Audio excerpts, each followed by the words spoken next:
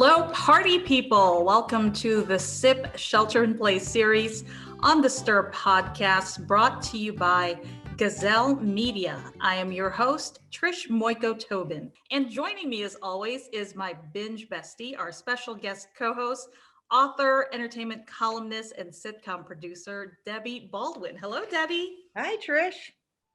All right, Deb. So our must-see movie list this week completely skyrocketed me back to high school, as I'm sure it did for you as well. I'm telling you. Because we are talking about Prom. It is officially prom season. And Deb, just like last year, we probably will still see some modified prom settings and high school dances just because we're not quite out of the woods just yet from this pandemic. But prom is prom. And boy, do these movies bring it all back. I mean, you're never going to have a high school prom like these proms. Sometimes in a good way, sometimes in a bad way, but you can try. I've been tapping my foot all week, like watching these movies again, remembering these scenes. And we really do need props. You're right. We needed like a tiara or something. Sort of frill or lace. something. You're right. Like a corsage even. So when I was looking at the list that you made here, I mean, gosh, we're getting older, Deb, because this list, I'm thinking it's spanning 40 years, but actually it's spanning 50 years of movies. Unbelievable. I mean, some of them were before our time, thank goodness. Yes. And thank God for 1999. What the heck? It must have been like in anticipation of the millennium, because what was that all about?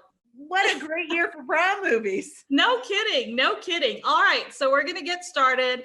And these are, of course, movies that have some memorable prom scenes, not just prom, but really just high school dance scenes in general. And we begin in the 1970s, late 1970s to be exact, with the blockbuster movie musical Grease. Which is, the iconic film starring Olivia Newton-John and John Travolta, who were both like 45 when they made the film. I'm joking.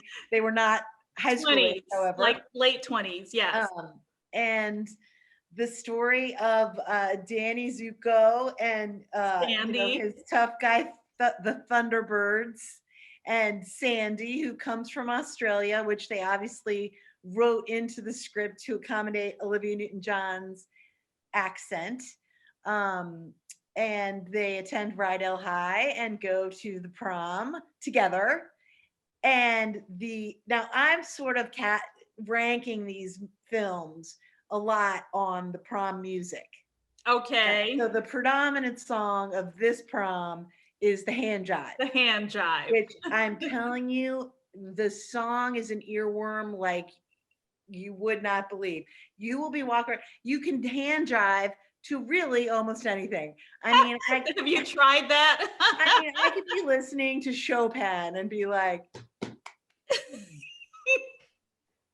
and not just the song itself, but just that scene, the way it was choreographed. The best in your mind. Who can forget that, their little rodeo move as they're going across the dance floor, and two very accomplished dancers. Travolta's obviously too, but she holds her own, and then is replaced for the final big wow moment by Cha-Cha Di Gregorio, who's the best dancer at St. Bernadette, and with the worst reputation.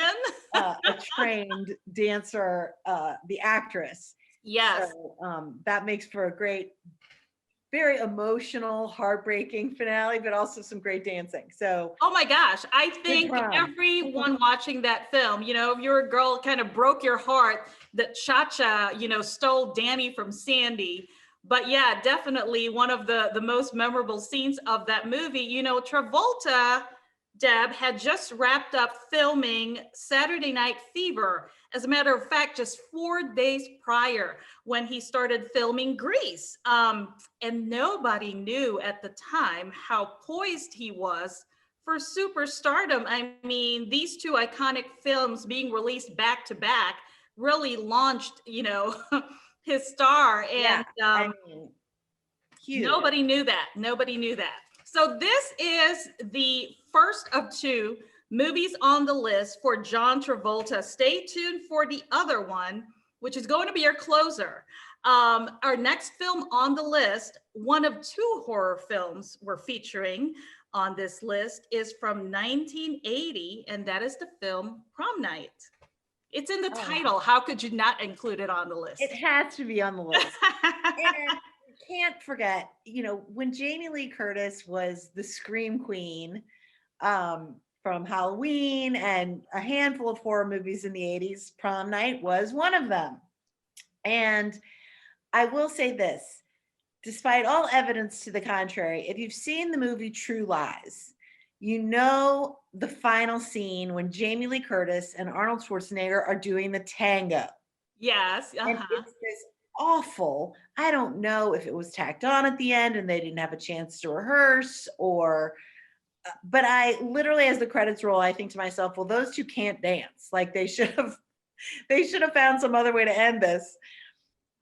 There is a dance scene in this Prom Night prom with the axe murderer stalking them.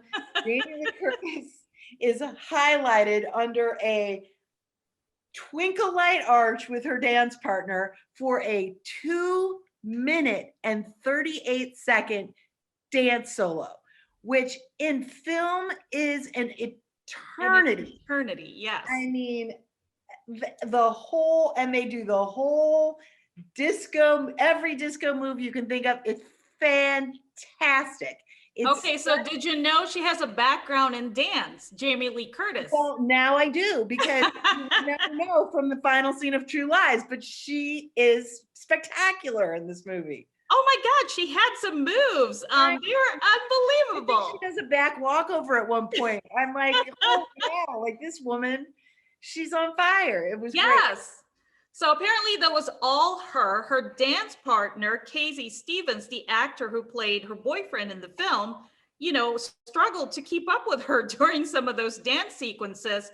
And in fact, had to use a dance double for some of the more difficult steps there. But it was all Jamie Lee. And you know what's funny about this is the movie is called Prom Night. It's a horror film about a group of people who witnessed something many years earlier and in a very I know what you did last summer kind of way are being stalked and killed. It was like a revenge thing going on.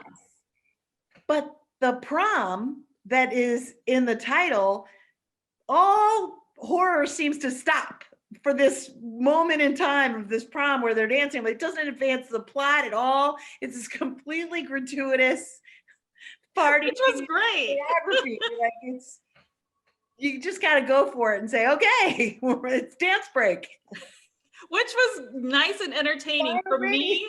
Yeah, who really has, a problem with horror films in general. It was a nice break. Yeah. All right, so that was the movie Prom Night, and we want to note that there was actually a remake of the movie in 2008, but you got to stick with the original because again. Although I will say, what a great choice to remake a movie because there's so many flaws in it. Right. You can really fix a lot of what's wrong and make a good scary movie because what better trope than a high school prom, for an episode. It's perfect. Yes, definitely. Okay, so our next film, I would say, features one of my favorite opening movie credit sequences of all time, those dancing feet in Footloose. Apparently, I was surprised to find out that, the feet that you see during the opening credits, some of them were from cast and crew. And the gold shoes, you remember the gold shoes that were featured, belonged to none other than Kenny Loggins, who is dubbed king of the movie soundtrack and of course sang the title song, probably his biggest hit ever, and that is Footloose.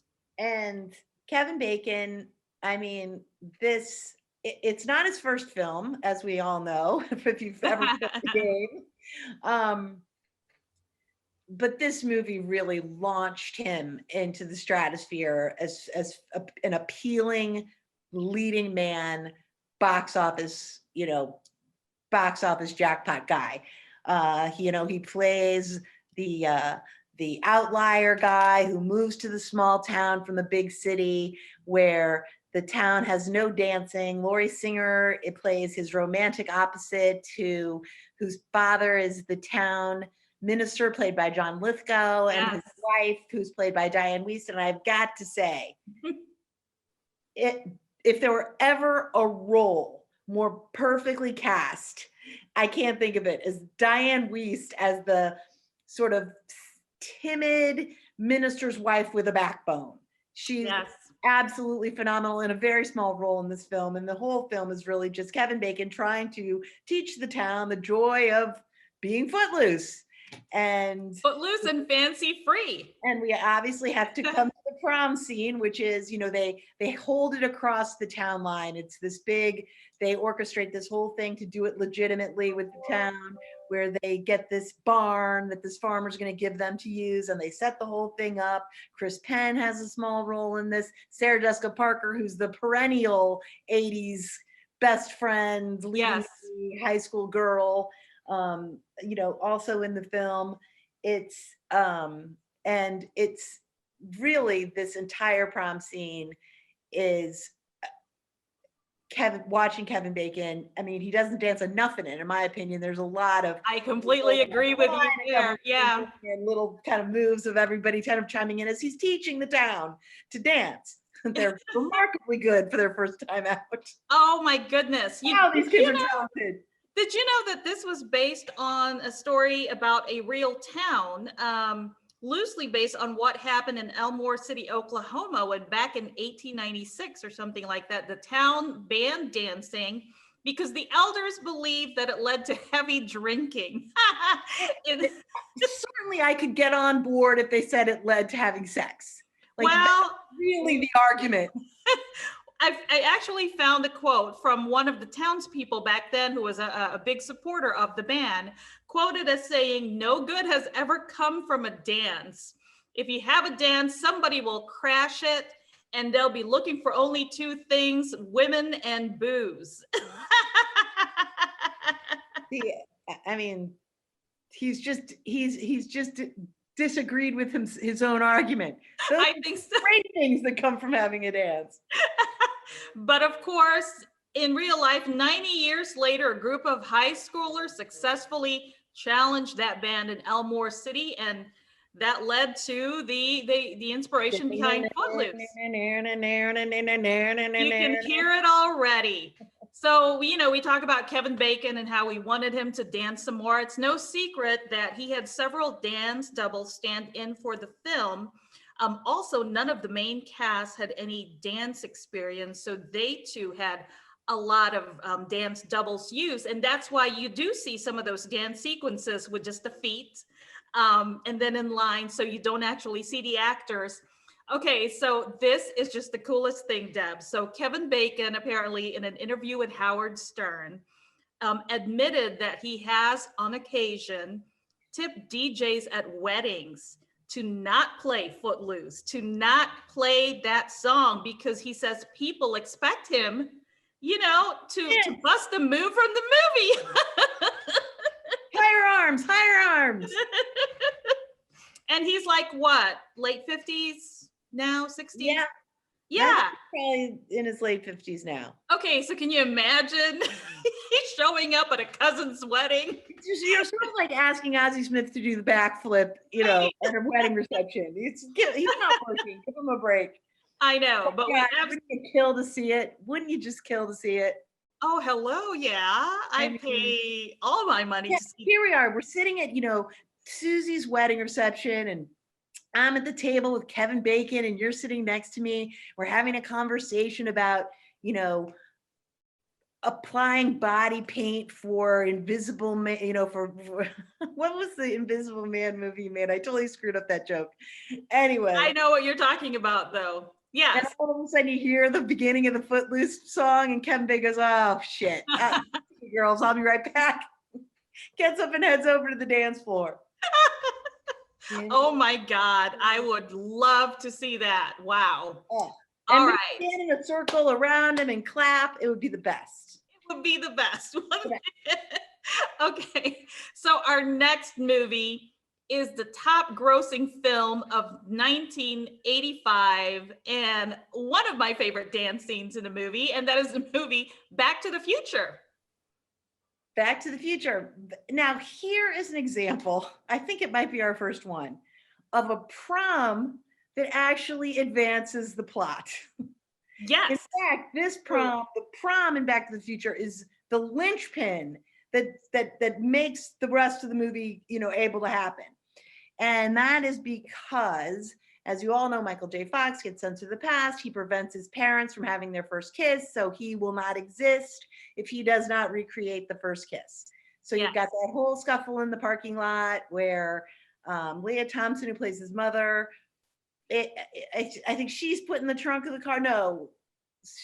Maybe I think the husband was. But Biff, the bad guy, is going to make his move on the Leah Thompson character, and in comes George McFly, played by Crispin Glover. Remember the fist? His hand is formed, that fist, and he doesn't really know what it is, and he punches Biff and knocks him out.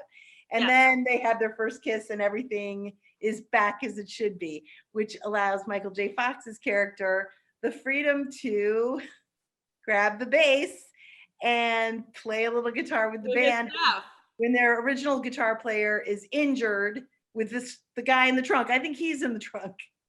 They get him out of the trunk and the guitar player slams his hand. So he takes over. Michael J. Fox's character takes over, plays a little Chuck Berry, and they make a nice little joke about that. Then he jumps ahead into a little more heavier rock and roll, and all the crowd standing there dumbstruck. Right. Trust me, your kids are going to love this. Oh my gosh. Yes. And so you alluded to that scene when he plays, Chuck Berry. And remember, one of the band members gets Chuck Berry on the phone. In the film. Marvin Berry, his cousin. And tells him, hey, this is the sound you're looking for. Yeah, and Michael J. Fox is playing Johnny B. Goode. Right. And so if you make note of when this scene was to have taken place, that would have been mid-November 1955. So we were at a 1950s dance here. At the time, Chuck Berry, in real life, that date had just been named Billboard's most promising R&B artist. So the timeline works because he had just discovered his sound. Some continuity expert or fact checker on that film did a great job. Gosh, yes. Yeah. So did you know about, this was a surprise to me in terms of the casting. They had a little bit of a kerfuffle there with the casting. Michael J. Fox was the original choice. They wanted Michael J. Fox, but he was unavailable at the time due to his commitment to this little TV show called Family Ties. Mm-hmm. So he wasn't cast, and they cast Eric Stoltz for the role. Okay. And they actually started filming with Eric Stoltz as Marty McFly. And Robert Zemeckis, the director, just kind of figured out or determined that Stoltz was not right for the role. And so they had to fire him mid-production, and Zemeckis just decided, okay, we really want Michael J. Fox. We're going to work around his schedule to make it happen. And so that's what they did. So what actually happened was Michael J. Fox filmed Family Ties first thing in the day, and then would report to the Back to the Future set, and many times did not get home until early in the morning the next day. Wow. So apparently he struggled to stay awake, in between takes. In fact, we're told that the Teamsters who drove him home from the set had to carry him to bed. He was young at that time and just overworked. Well, Eric Stoltz is a talented actor, and I would argue a more talented actor than Michael J. Fox. But I cannot see anyone but Michael J. Fox in that role. I mean, Zemeckis made a good call there, I think. I think so, because that was costly to stop in mid-production and hire somebody else with all that already, underway. But, yes, you're right. I mean, Eric Stoltz was a method actor. Intense. He's too intense. Very intense. Yeah. And he stayed in character. And apparently some of the cast members Did not even know his name was Eric, because he demanded he be called Marty, and so nobody knew who he was. So that's how intense it was, and you're right, it just was not right. Yeah. So anyway, that's Back to the Future, just a really, really cool film. So, all right, so we were talking about at the beginning about how 1999 was the year. I mean, our next film is one of 3 high school themed films on our list from that year, 1999. Now I'm thinking of the Prince song 1999 as I say the year. The first one was released in January of 99, and that is the movie She's All That Again, one of the coolest prom scenes ever filmed. Not one of the coolest. The coolest prom scene ever filmed. She's All That. I don't care what its rating is on Rotten Tomatoes. I don't care what kind of critical response it got. She's All That is the best teen movie out there. Oh. Rachel Lee Cook, Freddie Prinze Jr., because it resonated so much with its audience, it has become the sort of platform of the spoof. You know, the girl who comes down the stairs, takes out her ponytail, takes off her glasses, and she's suddenly beautiful. That whole easy, nerdy girl into pretty girl love story, which is now such a hackneyed trope that the film wouldn't necessarily hold up, but I think it still does, and that's largely thanks to Rachel Lee Cook and Freddie Prinze Jr., who are so talented and so perfectly cast in these roles. It's not, the most original story in the world. It's the cocky guy who makes a bet with his cocky friend that he can, it's the retelling of My Fair Lady is what it is. Yes. It's, that his other friend can pick out any girl in school and he can turn her into the prom queen in 6 weeks. It's the Eliza Doolittle scenario. And of course, when the Eliza Doolittle character finds out, despite the fact that they've fallen in love, it's the big hurdle. And that, of course, happens at the prom. So we've got this great prom scene because we have this huge climax coming in the plot, as well as the DJ for the prom, who is Usher in a fedora. And to top it all off, the scene starts with a choreographed dance number of the high school boys. It's as if the director said, F it. It's a movie. Of course, 40 high school guys would not be, doing the whole. All right. So would it surprise you to learn that prom sequence was not in the original script? Yes, it would surprise me to learn that. Yes. So apparently they just added it to increase the running time of the film. Wow. Now you really can't imagine it without that prom scene because they did such a good job with it. I mean, you're talking about that number, and of course, Usher as your DJ, and then they were also dancing to that great choreographed number of with Fatboy Slim's music in the background. I mean, it's completely unforgettable. It's you know what it is? It's Funk Soul Brothers, the song. Yes. Shake it up, Funk Soul Brother. I will spare you any continuing to sing, but and another earworm too, because you like that. It's you walked out of the theater. When you finish watching it at home, you're in your kitchen. Shake it up. That is what's playing in my ear right now because I was preparing for this show. I know it's the best. It's the best. And Usher's fantastic as the DJ. He's very present in the scene. Rachel Lee Cook's beautiful. Freddie Prinze Jr. Those eyes.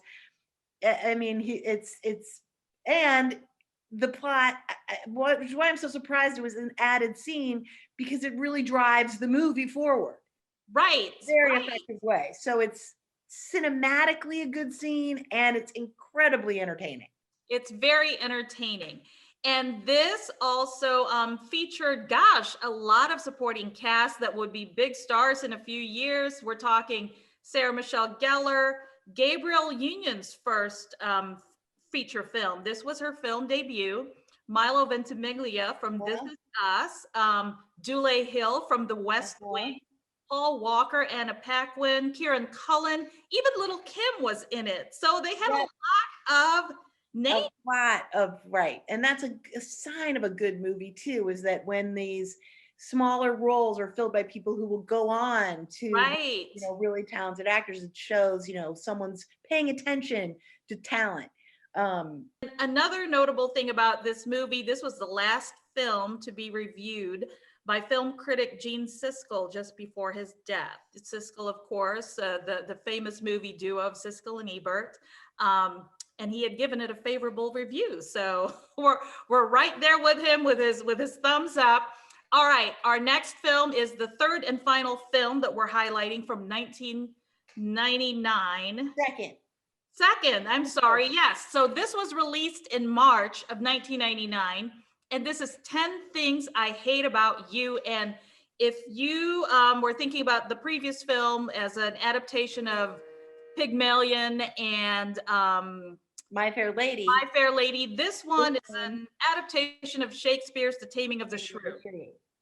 And this is a fantastic movie where She's All That is campy and fun and, you know, just sit back, relax, and enjoy this movie, 10 Things I Hate About You, which stars Julia Stiles and Heath Ledger, and in, you know, a sort of a inspired by The Taming of the Shrew, shall we say, which is an impossible play to perform as is or adapt or to modernize, because it's just a very difficult take on male-female relationships, which the title would indicate. But Julia Stiles plays the older sister of a girl who very much wants to date this boy she has a crush on, but the father is played by Larry Miller, which this is the big flaw in this movie for me, is the dad. He's an OBGYN who is off the charts protective and paranoid about things happening to the daughters, but not in a grounded way. Like Larry Miller is a funny guy. When he opens his mouth, you expect something funny to come out. So either the role was just horribly miscast, there's something off with that dynamic. You can't really, because he says things like, oh, you know, the incidence of teen pregnancy or whatever, and you think, oh, like, is he kidding? Like, it's No, I completely get what you're saying, because when I think of Larry Miller, I think of the doorman from Seinfeld. Yeah. So, right. There's three or four movies where he plays like a character like that, where he's sort of, you know, ominous and sarcastic and jaded. Yes. Yeah. And, you know, when you take, like, for example, She's All That, Rachel Lee Cook's dad's played by Kevin Pollak, who's a quality, talented guy, you know, with a lot of depth when he acts. And he adds so much to the film, as that sort of patient single father. And 10 Things I Hate About You, Larry Miller, is sort of you're right, he was a little distracting, but that does not take away too much from not at all love story between Heath Ledger and Julia Stiles, which is an enemies to lovers story. They are not interested in one another, and they're mainly being pushed together in order for Julia Stiles' younger sister to be able to date the boy that she is interested in high school, which is similar to the Shakespeare plot. Yes, and who was played by Joseph Gordon-Levitt. So who's the younger love interest? Yes, the younger love interest. And also noted for this film is Gabrielle Union's other appearance on our list. She made her film debut in She's All That, and now she's back in 10 Things I Hate About You. So her career was definitely taking off. 2 movies in 1999. She carved out a great little area for herself of the sort of popular high school, you know, clique, leader of the clique kind of girl. Yes, and she plays it well. Movies very effectively. Yes. And so this movie's prom scene was shot over 3 days. I mean, total 90s vibe to the prom, from the dresses to the music. So it was really cool in that sense. And now this prom also advances the story very effectively, because this is the scene where a lot of the stuff comes out of, people being manipulated and truths being revealed. There is a great feminist moment in this prom scene where it actually kind of saves the day with this whole sort of misogynistic Shakespearean undercurrent of this plot. True. Where the bad guy boy gets beaten up by not Joseph Gordon-Levitt's character, but by his date, the girl. Which is fantastic. The big prom song in this movie is Cruel to Be Kind, which is a fantastic song. Another one that'll run through your head. There is another dance scene in this movie. If you're thinking of the scene when Julia Stiles dances on the table to the CIG song, but the actual prom song is Cruel to Be Kind and suits the movie very well and is a great song. If you don't know it, check it out on Spotify or on your playlist. Song. And you're right, another earworm. I mean, a lot of these songs, my God. Okay, so that was 10 Things I Hate About You. And now we are down to the third film we have from 1999. This was released in the summer of 1999.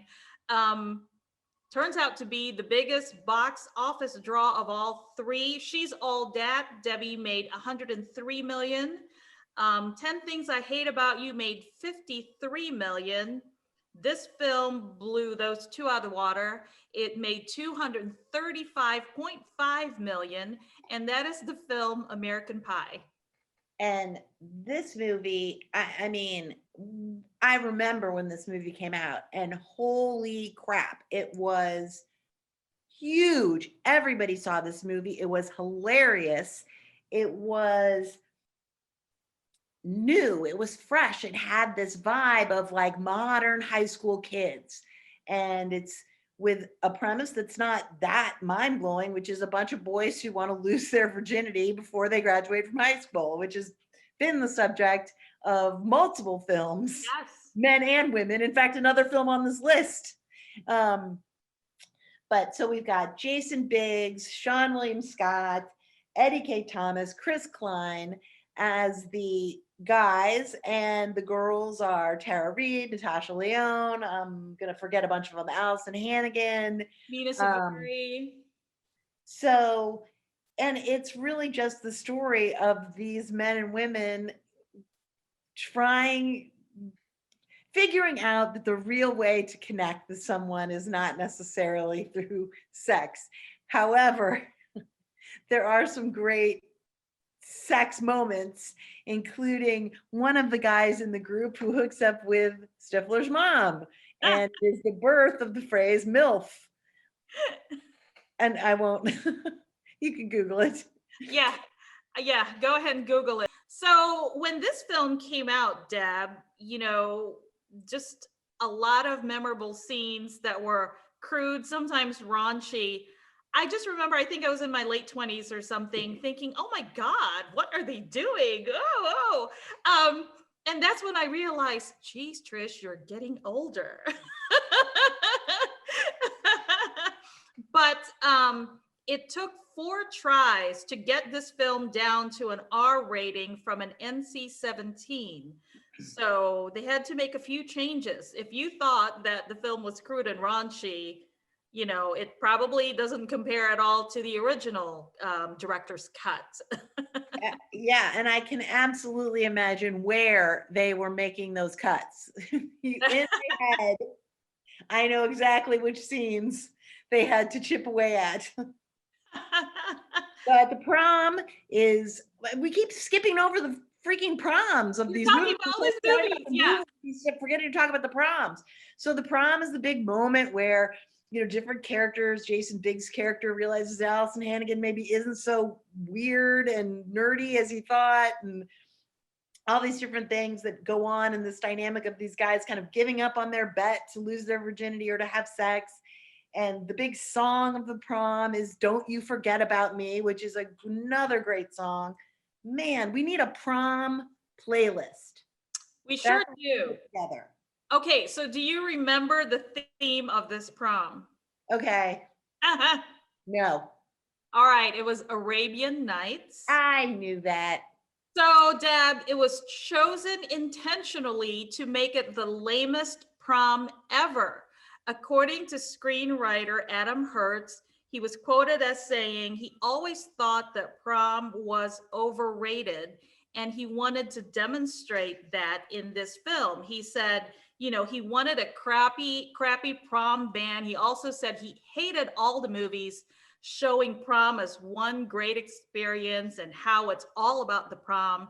And he says, no, prom isn't great. It's completely overrated. And so that was kind of the premise of the whole prom sequence in the plot there. Well, and everyone has their own image of prom based on their own personal experiences, yes, going or not going to prom. So the nice thing about American Pie, I don't know if it's nice, it's just the interesting thing is that the big component of the prom here that really propels the plot, where the story really starts getting interesting and juicy, is the after prom party, which is another kind of essential component of prom, is the after prom.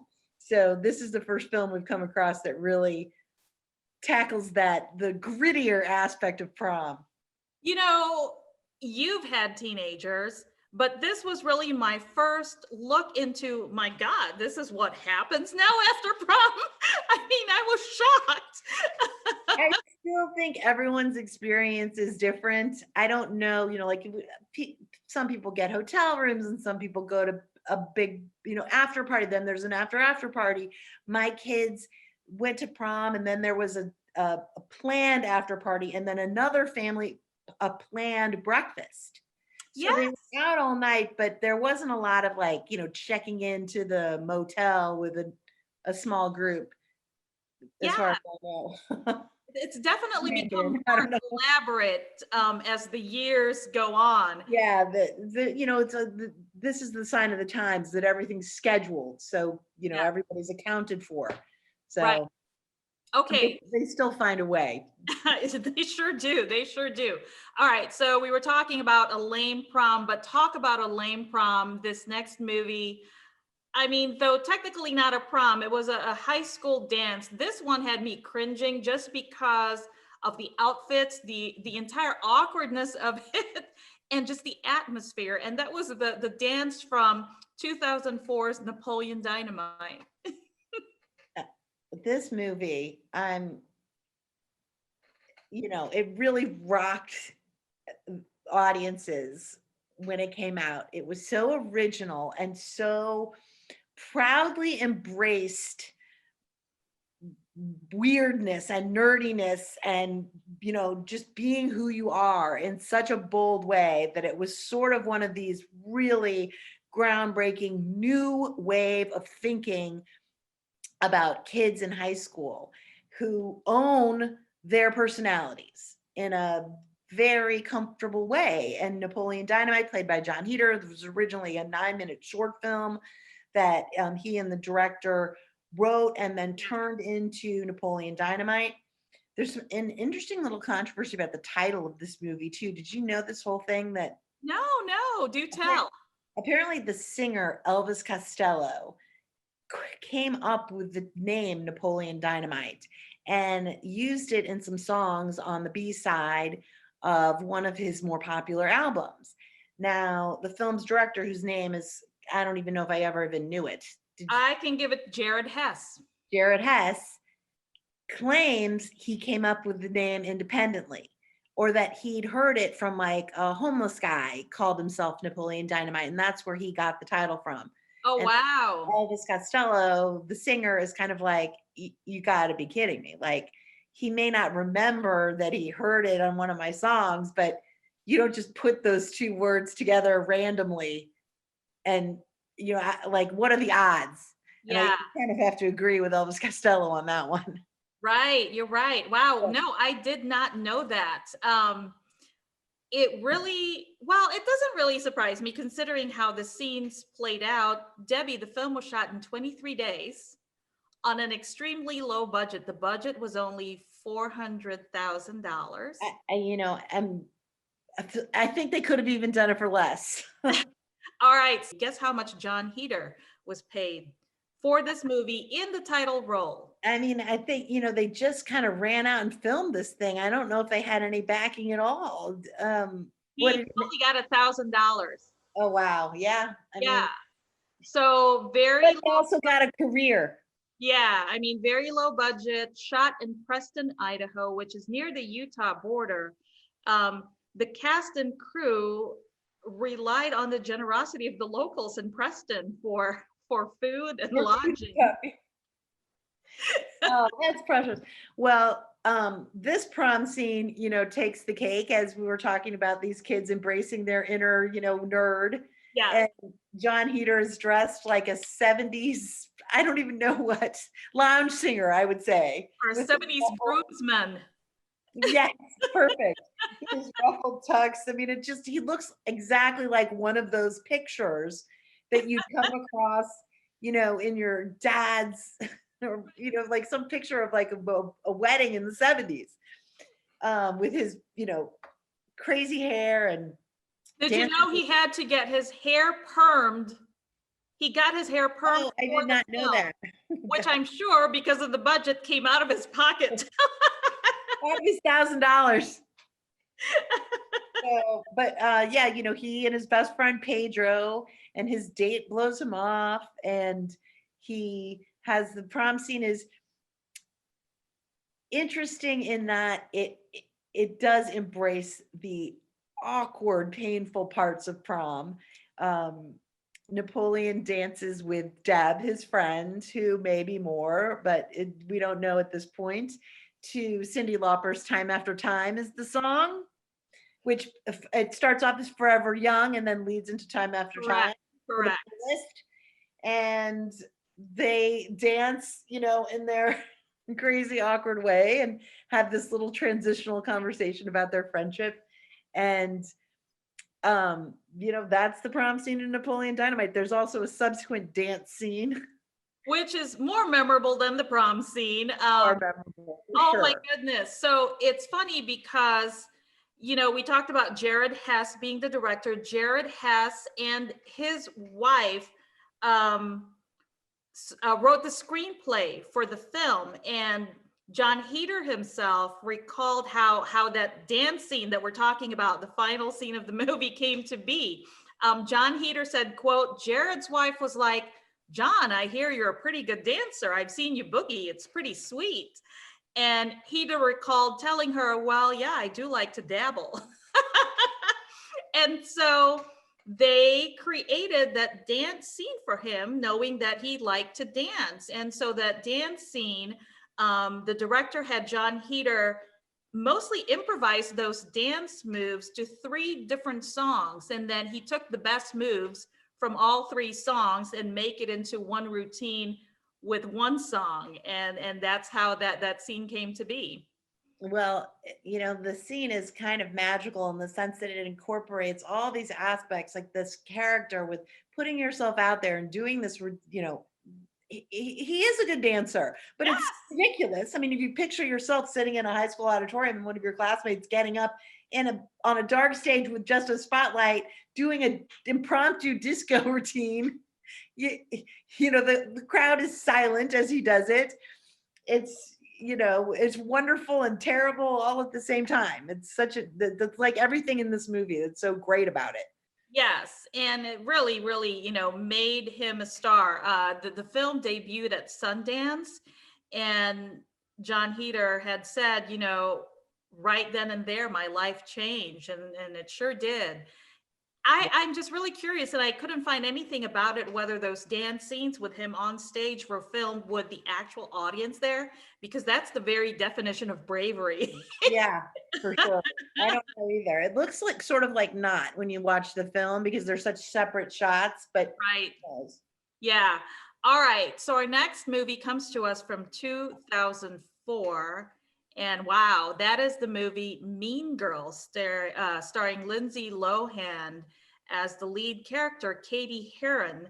And what a supporting cast for this movie too. Rachel McAdams, Amanda Seyfried.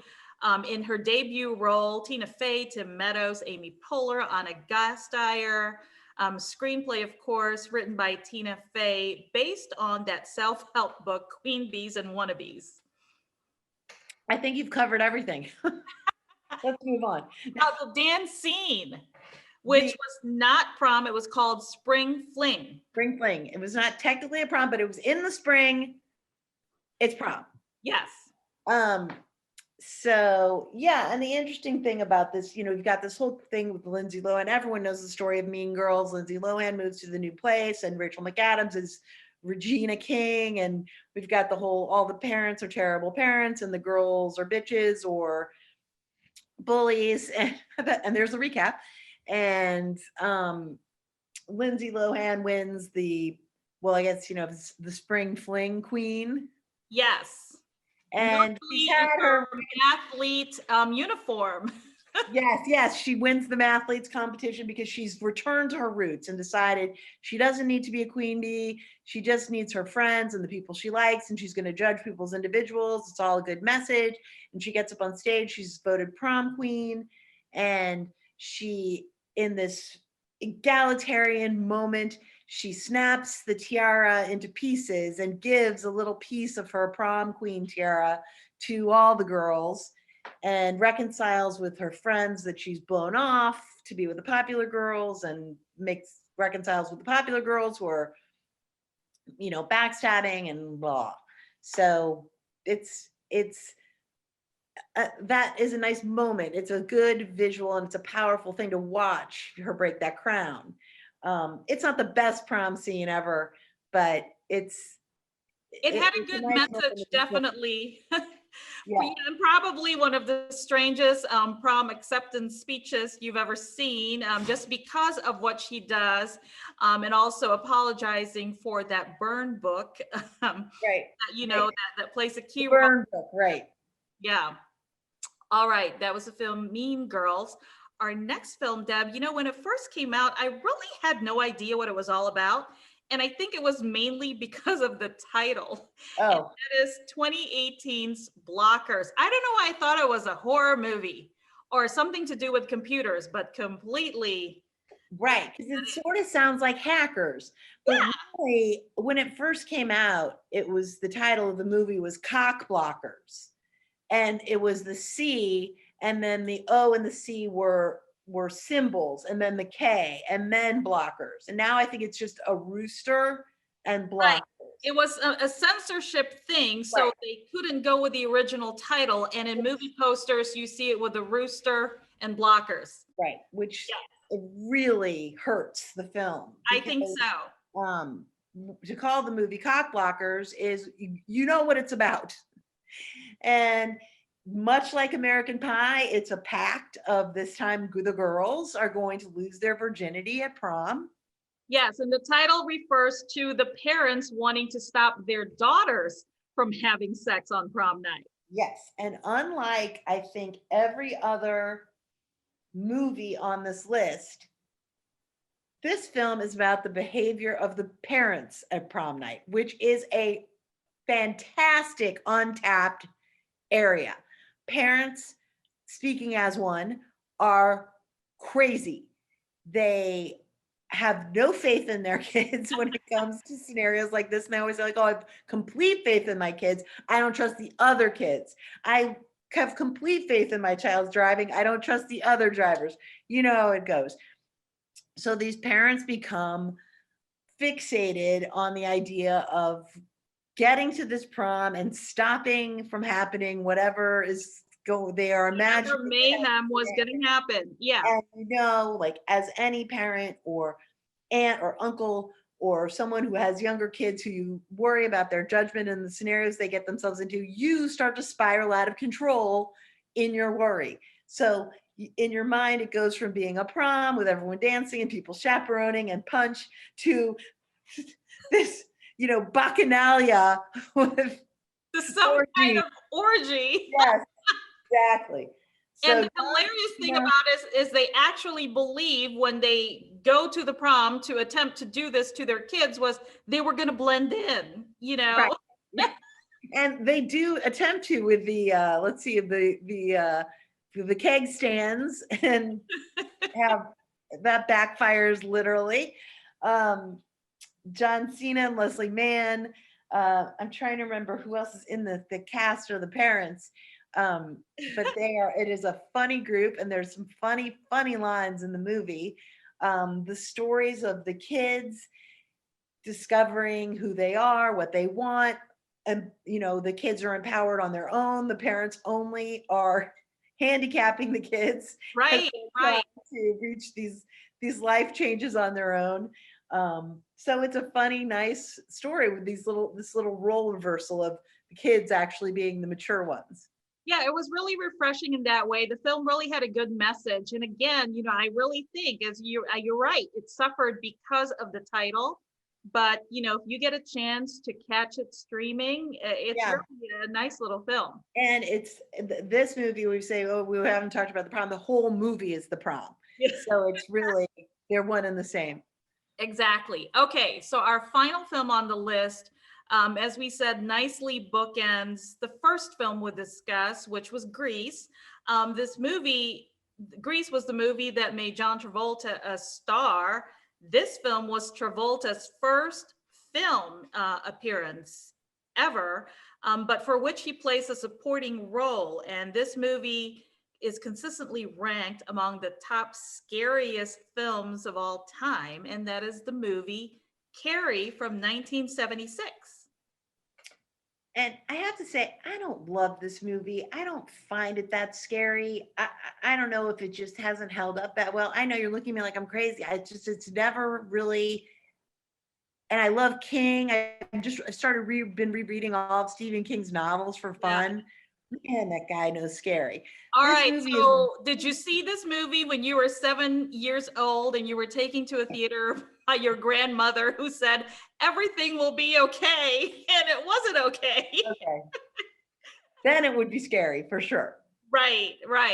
But so Sissy Spacek is telekinetic. She has these abilities that she doesn't really know about or understand or know how to harness.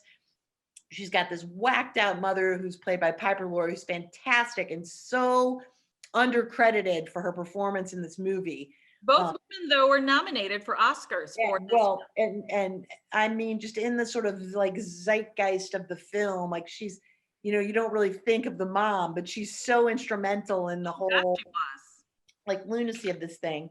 And then of course, Amy Irving and John Travolta in the supporting roles. The Carrie is Sissy Spacek's character. It's the ultimate bully revenge film. It almost, if it were being made today, it would be Tarantino doing it, I'd like to see that. So would I. I just kind of fell off my tongue, but man, wouldn't you kill to see Tarantino remake Carrie? Oh my gosh. Well,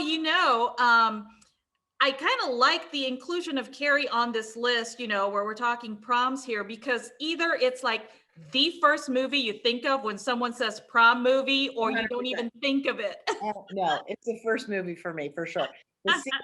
They rig the election so the nerdy girl gets elected prom queen, and then she gets up on stage and the bucket of pig's blood falls on her head and it triggers her telekinesis, and the doors of the gym slam shut and are locked, and then fires break out everywhere. And I mean, everybody dies. It's not even like some of the people who are kind of nice to her survive. It's the only person who survives is the Amy Irving character. I think her name is Sue, because she has left the prom early for other reasons. I think she was kicked out of the prom. Okay, yeah. By the gym teacher or something. Yeah. Like the idea of the prank, or if they kicked her out, but I think you're right. So there's not a lot of redemption in this film. And the ending, there's a dream sequence at the end, is there a Carrie 2? I feel like there was. There was a remake. I'm not sure if it was Carrie 2. Yeah. Anyway. So yeah, that one shot in it alone, forget about I don't know what music was playing. There's no playlist for this. But the shot of her standing on stage with her prom crown and her bouquet of roses covered in pig's blood it's the #1 most memorable prom movie of all time, for sure. Very creepy image, much like for The Exorcist with the priest standing under the street light for me. This is another one of those creepy images with Sissy Spacek covered in blood. So it's you never forget. Everyone remembers that scene. Oh my gosh. And what a splash for Stephen King to make. This is his first of more than 100 film and TV adaptations of his work. He wrote Carrie when he was in his 20s, Debbie, and he was paid $2,500 for the film rights. I mean, just, some change compared to what they're paying for film rights now. Oh my gosh. I mean, crazy. But, you forget like the body of books that Stephen King has, amassed over the years, just the things he's written that you completely forget about. The Stand, Tommyknockers, Carrie. I mean, everyone thinks of like those main books like The Shining or Cujo or, the like Jump Up to Pet Cemetery that come to mind. But there are so many novels, and then there's also novellas. Yeah, The Green Mile. I mean, it's wow. I mean, prolific writer, Stephen King. Oh, and he was happy to get that $2,500. Don't get me wrong. He said, for an unknown author like me, that was something. That was definitely something. So that is the movie Carrie. Someone wants to give me $2,500 for the movie rights, I would be like, where do I sign? Exactly. An unknown author, and $500 would be a great deal, but obviously King commands millions and millions of dollars to secure rights when he's just thinking of a movie idea. You know what I mean? He's thinking of a novel. Right. The rights are sold. Right. And that book that Debbie just displayed, that's her latest, and it's called Illicit Intent. This is actually 4 of them all wrapped up, so it's not really 1,000 pages. It's not really 2,000 pages. No, it's a nice, easy read. It's a beach read for those of you who are beginning to plan your vacations now, but that is Illicit Intent. There you go. And you can find that at all online booksellers. And it is the follow-up to her highly successful False Front.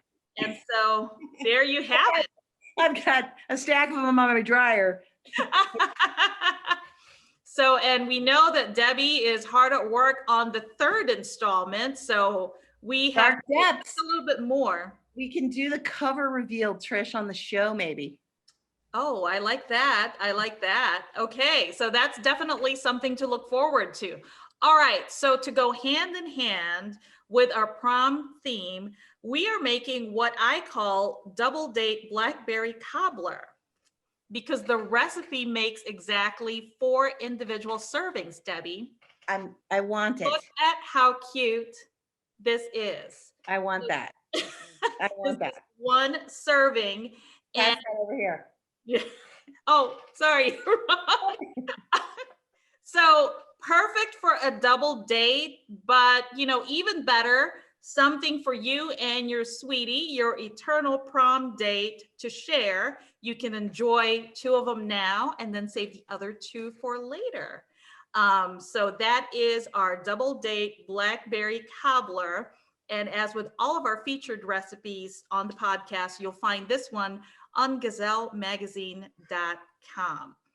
Oh, wow. It's been a fun walk down memory lane. We thank Debbie Baldwin for another outstanding must-see list.